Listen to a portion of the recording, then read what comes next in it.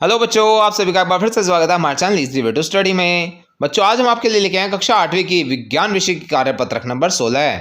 बच्चों, जैसे कि आप सभी जानते हैं, सबसे पहले यहाँ पे हमें अपना नाम लिखना होता है और अगले फील्ड में हमें अपने कक्षा अध्यापक का नाम लिखना होता है। चलिए देखते हैं अपनी वर्कशीट। उससे पहले बच्चों, आप सभी से एक रिक्वेस्ट है, अगर आपको हमारी वीडियोस पसंद आ रही हैं तो उन्हें स्टार्टिंग से एंड तक पूरा देखें, जिससे आपको वर्कशीट कंटेंट मिलेगा ही, साथ में इससे हमें भी कुछ फायदा होगा। चलिए देखते हैं अपनी वर्कशीट। आज की हमारी वर्कशीट का टाइटल है बच्चों धातु एवं अधातु। आज हम इनके बीच के डिफरेंसेस के बारे में पढ़ेंगे। अब तक हमने धातुओं और अधातुओं के बारे में बहुत कुछ जाना।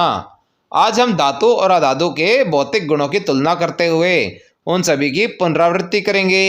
यहाँ बच्चों हमें एक तालिका दी गई है जिसमें सबसे पहले हमें गुण दिखाए गए हैं, यह गुण किसमें क्या होते हैं। उसके बाद धातुओं के बारे में बताया गया और अधातुओं के बारे में बताया गया इन गुणों के बेसिस पे।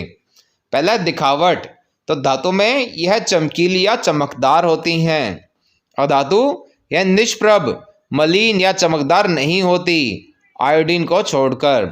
अवस्था, सभी धातुएं सामान्य ताप पर ठोस होती हैं, परंतु पारा, जिसे आप मरकरी के नाम से भी जानते हैं, कमरे के ताप पर तरल अवस्था में होता है, जिसका उपयोग थर्मोमीटर में होता है।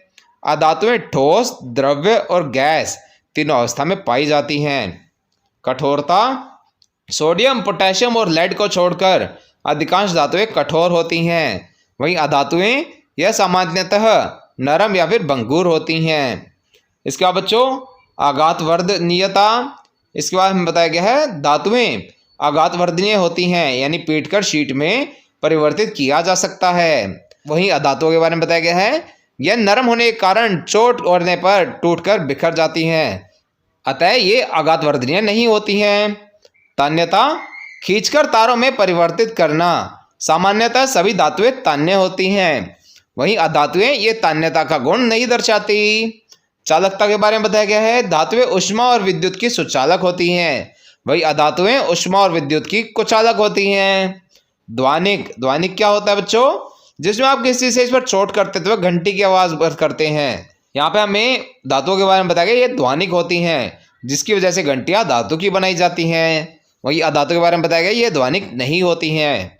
उदाहरण बच्चों यहाँ पे दिया गया है, धातुओं के उदाहरण क्या क्या होते हैं, लोहा, सोना, copper, aluminium, magnesium, silver, sodium, calcium आदि।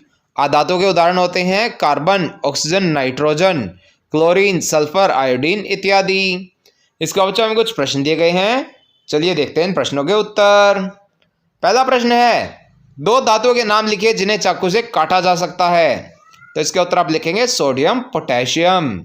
अगला प्रश्न है, मंदिर की घंटियां धातु की क्यों बनाई जाती हैं। तो इसका उत्तर आप लिख सकते हैं घंटियां धातु की बनी होती हैं क्योंकि ये ध्वनिक होती हैं। अगला प्रश्न है, अपने आसपास उपस्थित किन्हीं चार धातुओं और अधातुओं के नाम लिखिए। तो इसका उत्तर आप लिख सकते हैं हमारे आसपास पाए जाने वाले धातु हैं लोहा, इस्पात, एल्यूमिनियम और तांबा।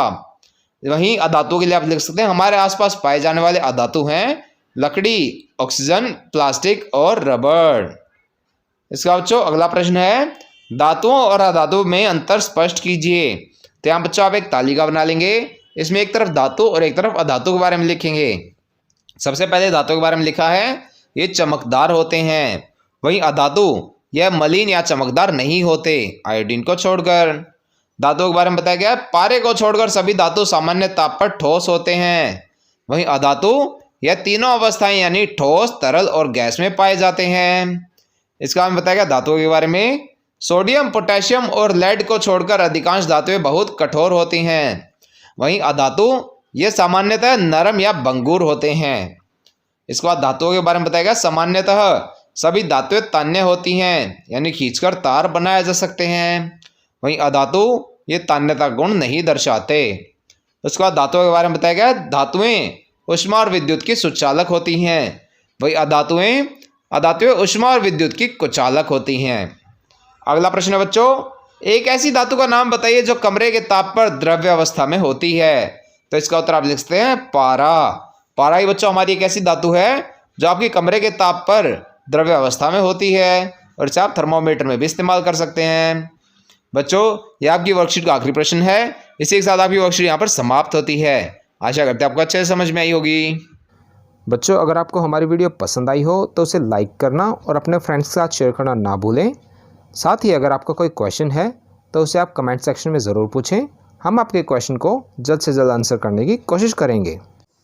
और बच्चों, अगर अभी तक आपने हमारा चैनल सब्सक्राइब नहीं किया है तो ऐसी ही नई नई वीडियोस को देखते रहने के लिए हमारे चैनल को सब्सक्राइब करें। साथ ही बेल आइकन बटन ज़रूर दबाएं, जिससे हमारी कोई भी नई वीडियो आते ही आपको तुरंत नोटिफिकेशन मिल जाए। Thank you.